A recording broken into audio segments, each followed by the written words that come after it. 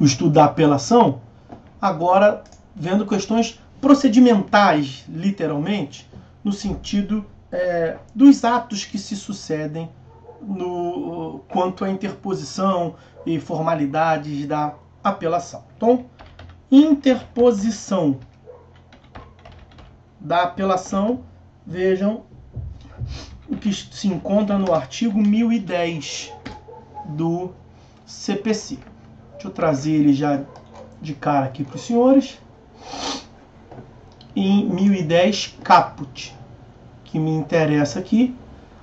Vou trazer ele todo, caput todo, e os seus incisos, e vou passar logo pelos incisos que não tem muita questão. Olha lá. 1010. A apelação interposta por petição, primeiro requisito. A apelação tem que ser escrita. No procedimento comum, processo tradicional, não se admite a apelação oral. Até porque como é que você vai fazer? Você vai apresentar a petição oral lá embaixo, como é que o relator lá em cima vai julgar? Como é que o tribunal vai julgar? Então há uma inviabilidade prática, lógica, no oferecimento dos recursos de modo oral. De modo geral, não se pode recorrer pela via oral. Tem que ser por petição escrita. Dirigida ao juízo de primeiro grau. Então, quanto à interposição, a apelação é interposta no juízo de primeiro grau. Nós vamos ver as providências que ele adota e manda para o tribunal. O que eu quero que os senhores saibam de antemão aqui, para não perder o fio da meada do tópico ali da interposição, é que a interposição se dá no primeiro grau. Deixa isso bem claro escrito aqui. Interposição igual primeiro grau. Mas o primeiro grau não faz mais a análise de admissibilidade. Então a admissibilidade é igual segundo grau. Aqui nós temos uma modificação importante em relação ao Código de 73. No Código de 73, você interpunha a apelação no primeiro grau. Marcelo, o cachorrado tá bem, pior que tá baixo, tá? Ó, tá até que tá baixo, pior às vezes.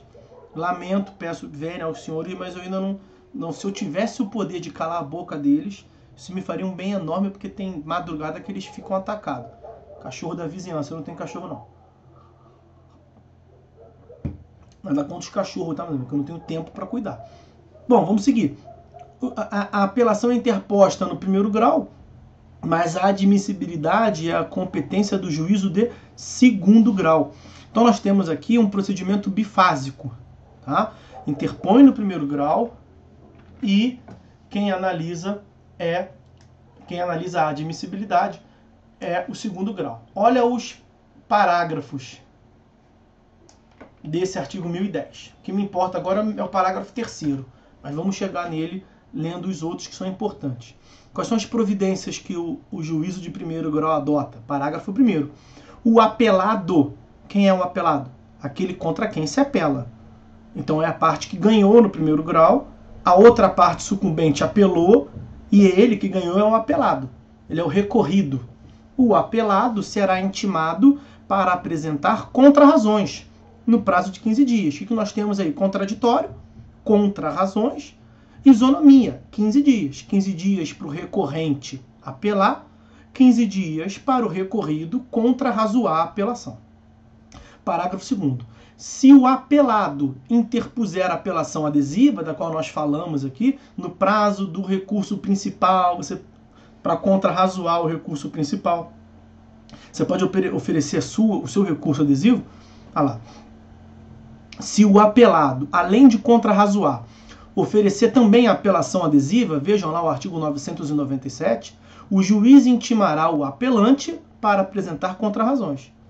Então, o que é isso? Contraditório, contrarrazões à apelação adesiva do apelado, e faltou falar o que ali? A gente fala agora 15 dias. Está no parágrafo 1º. O apelante vai oferecer contrarrazões à apelação adesiva em 15 dias. Ele vai ser intimado para isso. E aí, cumpridas essas providências pelo juízo de primeiro grau, então eu sou juiz de primeiro grau. Recebi a apelação de uma parte, proferi sentença, proferi sentença, toma aqui, julguei. Não gostei, a parte me devolveu para eu analisar. Mas eu não vou dizer se eu admito ou não admito. A minha jurisdição acabou na sentença. O que eu faço? Providências administrativas, providências para não gerar nulidade no processo. Escuto a parte contrária, apelado, e ele trouxe uma apelação adesiva. Escuto a parte que opôs à apelação originária, embrulho tudo, aquele processado todo ali, embrulho de presente e mando para o tribunal. E o tribunal que está acima de mim vai analisar. Vai analisar o quê? O que nós temos no recurso que nós falamos? Um duplo juízo, né? Primeiro, um juízo de admissibilidade, os pressupostos de admissibilidade intrínseco e extrínseco do qual falamos aqui, e depois ele vai analisar o mérito, se ele passar de modo positivo pelo primeiro juízo de admissibilidade. Então, a competência para exercer o juízo de admissibilidade é do tribunal, em que pese a interposição se dá no juízo de primeiro grau. Muito cuidado, porque era assim, o examinador vai tentar ver se você sabe que mudou. Como é que era? Antigamente, no Código 73, como eu disse, você interpunha a apelação no juízo de primeiro grau e o juízo de primeiro grau exercia um juízo prévio de admissibilidade. Se o juízo de primeiro grau entendesse que não era admissível o recurso, ele nem mandava para o tribunal. Agora, em tese, não tem isso. Agora, em tese, você manda tudo para o tribunal. E se o juízo de primeiro grau analisar? Bom, o que eu tenho que falar para os senhores como um acadêmico? Está aqui. 988, reclamação, inciso 1º. Caberá a reclamação da parte interessada ou do Ministério Público para preservar a competência do tribunal. A competência para exercer o juízo de admissibilidade é de quem com o Código de 2015? Parágrafo 3º do 1013. É do tribunal. Veja como é que o tribunal o parágrafo 3º é expresso. Após as formalidades previstas no parágrafo 1º e 2º, ouvi um, ouvi outro, os autos serão remetidos ao tribunal pelo juiz, independentemente de juízo de admissibilidade, que compete ao tribunal. E você vai acumular, então, 1013, parágrafo 3º, combinado com o 932, inciso 3º, que nós já analisamos aqui. Incumbe ao relator exercer a análise de admissibilidade, proferir decisão monocrática pela inadmissibilidade. Está lá no 932, inciso 3º. Então, a competência é do relator no tribunal, não é do juiz sentenciante, ok? E se o juiz sentenciante fizer o que não pode fazer? Reclamação. Você vai lá no tribunal e fala assim, o cara lá embaixo está deixando de admitir as apelações por conta própria, e só vocês podem fazer. Então, o poder que é de vocês, ele está tomando. Em tese é isso, reclamação. Por que eu estou sendo cauteloso aqui e estou falando em tese? Porque alguns tribunais estão por ato administrativo, por ofício, por circular, por instrução normativa do tribunal, autorizando que os juízes de primeiro grau exerçam o juízo de admissibilidade em algumas hipóteses. Veja, me parece que isso é, a princípio, equivocado, porque a lei é clara, independentemente. Qual é o argumento que eles se utilizam? É um princípio, que é o chamado princípio da competência. Botei em caixa alta, foi sem querer, não queria chamar tanta atenção assim, não, mas não vou também apagar não, tá lá. PP é princípio, né? Princípio da competência. O que significa isso? Todo órgão tem uma competência mínima, que é o de afirmar a sua própria competência.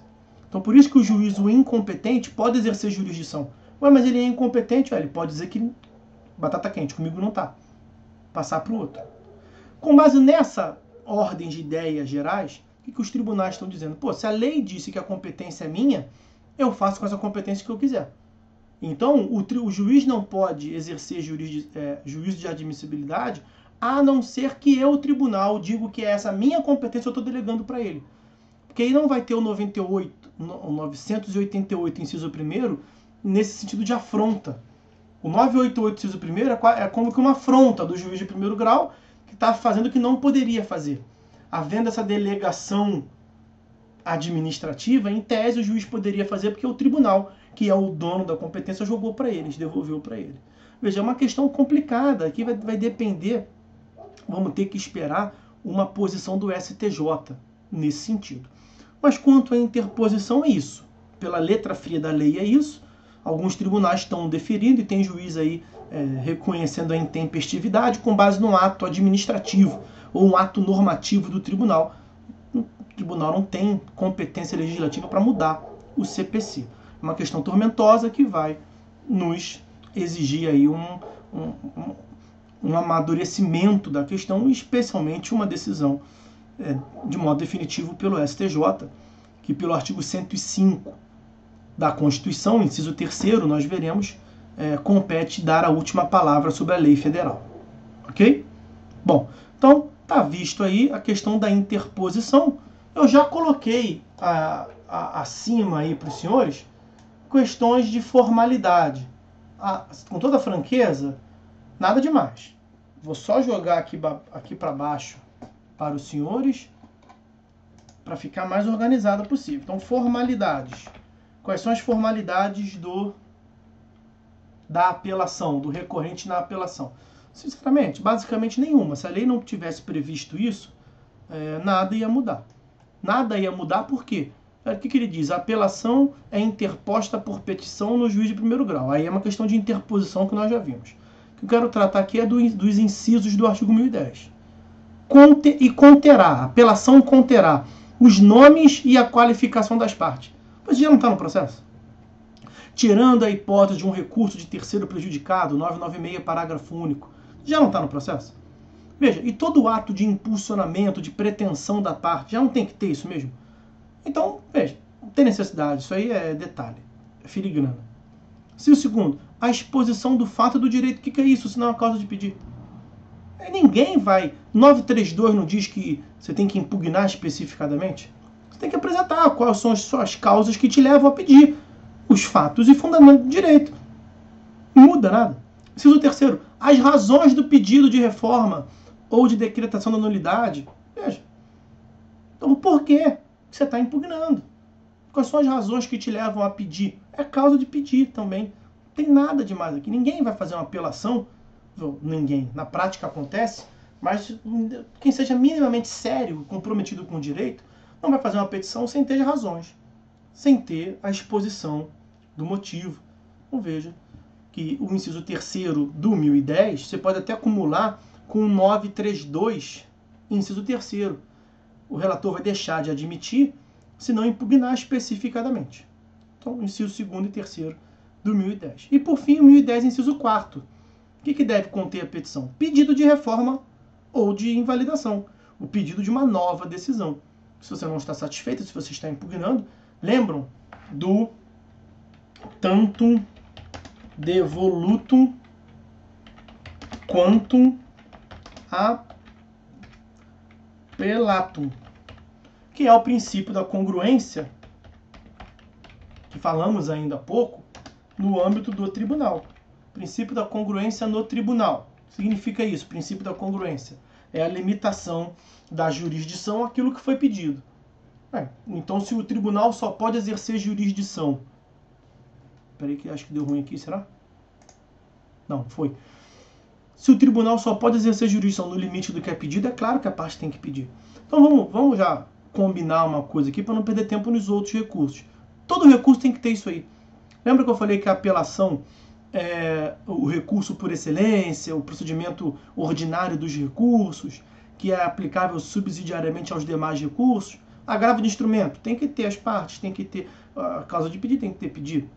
Embargo de declaração, agravo interno, todo recurso tem que ter isso aí. E vai ter um artigo próprio nos recursos para repetir isso aí. E me parece uma encheção de linguiça sem tamanho. Então tá visto aí considerações a esse respeito.